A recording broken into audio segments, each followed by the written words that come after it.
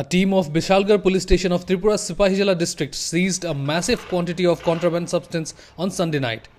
Acting on a tip-off, the police team carried out a raid at one Maman Mia's house in Bishalgarh town and seized contraband substance worth over 10 lakh rupees. The seized items include 2,365 bottles of Fencidil, 305 bottles of Escoff syrup and 48,000 Tapendol tablets. As per police, nobody was present at the house at the time of the raid and the accused Maman Mia is absconding. A case as per the Narcotic Drug and Psychotropic Substances Act 1985 has been registered at Bishalgarh Police Station.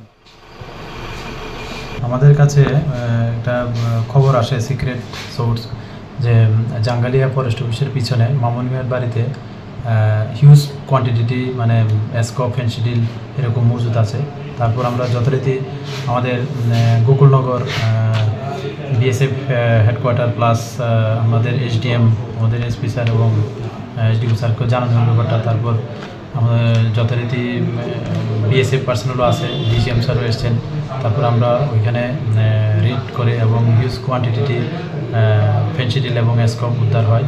তো এটা মামুন মিয়ার বাড়ি থেকে, যদিও সে পালাতক আছে। তো এই সুবাদে আমরা একটা এনডিপিএস কেস নিচ্ছি। তো বাকি যা এটার সঙ্গে লিঙ্ক আছে আমরা দেখব। Don't forget to like, share and subscribe to East Mojo. For any queries, put them down in the comments section below and press on the bell icon for notifications.